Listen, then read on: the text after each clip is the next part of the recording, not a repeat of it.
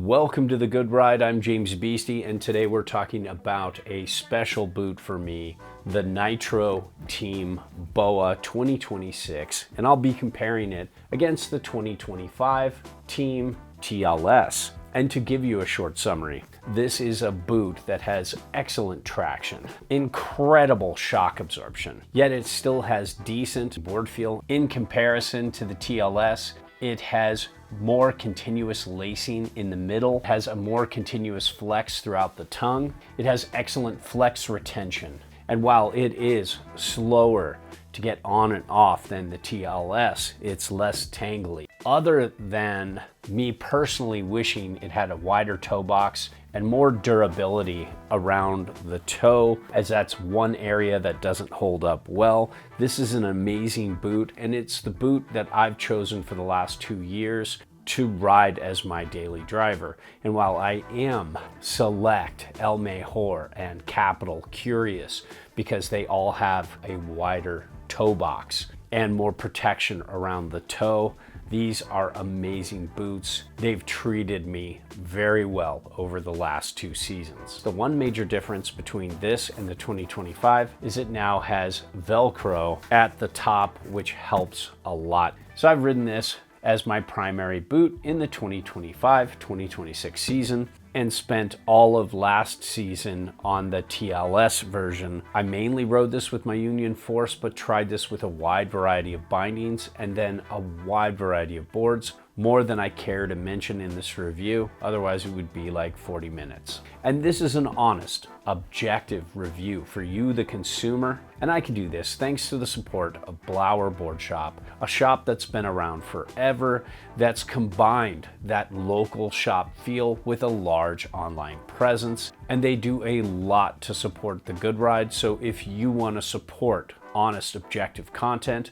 and a great shop that's been selling to snowboarders longer than resorts have been allowing snowboarders, click through our links, give them your hard-earned cash when it's time to buy. It would be greatly appreciated. When it comes to weight, with the factory insole in, these are 2 pounds, 7 ounces. So not super heavy, but not super light either. And when it comes to fit, I found that these fit my size 9E boots incredibly well. First off, lengthwise, these are the perfect fit. And what I love about this liner is it's not very thick in the heel and the toe, and it might be just a touch small for a true size 9 boot in a size 9, just a touch, like a few millimeters. So as this packs out, it starts to feel really good to where my toes barely touch in the front and then barely don't touch on a forward lean. It feels great. Then on top of that, the width is really good, even though I don't like this narrow toe box. And I found the Select to have a much wider toe box that I prefer a lot more, but I was really surprised at how well it fit an E-width foot. These run medium to medium wide. So if you're like a D to an E width, these are going to be great. Now, if you're a double E, you need to look to the wide version of these. And I'm glad they make a wide. They're just so damn hard to find in 2026. Hopefully that changes in 2027. And one thing I like about this liner is it's really thick up top. And once you get down into the bottom here, it's not as thick and it doesn't pack out that much. So it holds really well. It's also very heat moldable and very comfortable.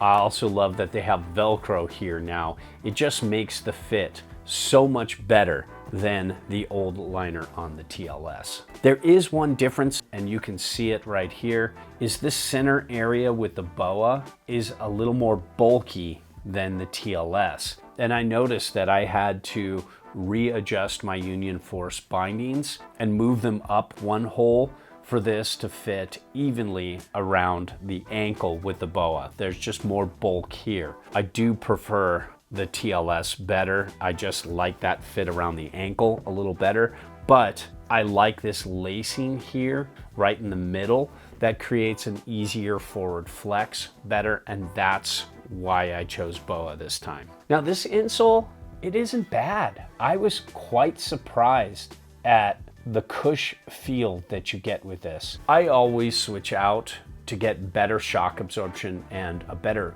feel underfoot with my Footprint King Foam Orthotic Elite insoles or my Game Changers Sport Pro Heat Moldable High. They mold to my arch. I don't have a very high arch, but I like that feel better. And after extensive testing, those are the insoles that I chose, although it's not that bad for being a factory insole for sure. Now, when it comes to the lacing system and getting these on and off, getting them on is a slow process because when you pop this BOA, it loosens up a lot. And when you're getting in, you have to do a lot of twisting.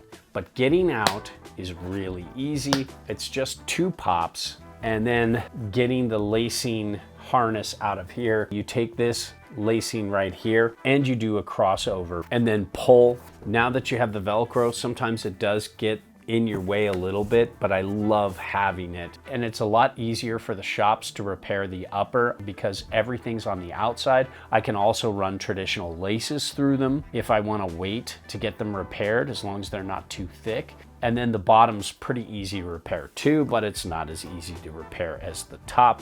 That's a lot better than a lot of BOAs out there, and I really like to see that. I personally find that the TLS lacing system, while it gets a little tangly and it's a little more messy than BOA, it's much faster on and off because all it is a pull and then a pop out. Some people have had troubles with this lacing system coming loose, but you really just have to pull in and tight and pull this top a little tighter than you would think. It can also feel a bit loose if you don't get them in those tongues properly.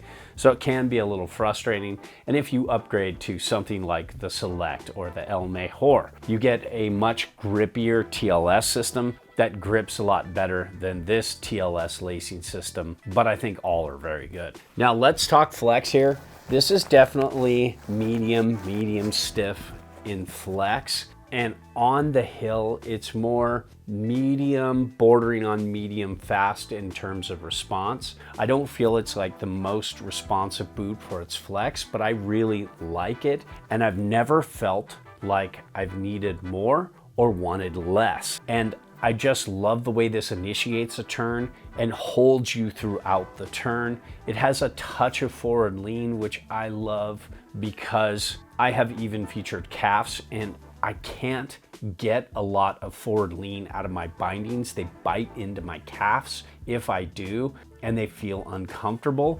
So having this feels great. And then the flex retention is exceptional because you have this articulation point right here that is basically like a neoprene that just allows an easy forward flex. And then you have this spine that runs all the way up the back. That is a hard plastic. It never breaks down, and it's the same exact thing as the TLS was last year. No changes there. The only thing I'd like to see in terms of durability is rubber or plastic around this toe area to keep it from getting these nicks and cuts that often happen. Some people have complained about this area breaking down too much and opening up, but it's held up well in a wide variety of bindings. I haven't seen a ton of wear on the sides, and you can see this boot, how well it's held up. It looks really good for how long I've been using it, and this is going to be the same. Now, when it comes to shock absorption, this is incredible. This airbag here just gives you such a cush ride. And in comparison to boots like the Select and the El Mejor, this has a little more going on in the heel. But as you get out towards the front of the foot, the El Mejor and the Select seem to have a touch more shock absorption. But what I like about this boot is even though it has a ton of shock absorption, it doesn't feel like a soft, pillowy, unresponsive, squishy kind of boot. It still has decent board feel. You don't feel as disconnected from the binding as a lot of boots with a ton of shock absorption have. So they've done a great job to mitigate that feel that you get with really shock absorbent boots. But if you're somebody who likes board feel, there are better boots out there for sure. When it comes to traction, this Vibram outsole is incredible. There is such good traction here, and this sole lasts forever. You can do a lot of hiking with this. You can walk through long parking lots, and this traction holds up. Look at this TLS here, how long it's held up. It's incredible. And when it comes to the footprint, this is pretty reduced. I found it to be 29.6 centimeters long, which isn't bad. In terms of warmth, I felt these boots were pretty warm. They're not the warmest of warm, but they're not bad either, and I think you could do a lot worse. So overall, I really enjoy the Nitro team. I do wish it had a wider toe box like the Select and the El Mejor. I do wish it had less bulk over the front here, but I love this continuous flex throughout the tongue that my TLS does not have, with this larger gap between laces. And these are incredible boots. They don't have a ton of bells and whistles like the Team Pro that has an insert in the front and a power strap and all that, but it starts to get busy and it's not necessary for everybody. So if you just want an easy plug and play, ride everyday boot like I do, this Team BOA or the Team TLS or the Team Lace, they're all amazing choices. It just comes down to personal preference. Even this uneven tongue flex never truly bothered me, and it wasn't a deal breaker for riding this all season. I just like this tongue flex a little bit better, and I'm willing to put up with a little bulkier area around the ankle to get that. So there you have it. Hope it helps.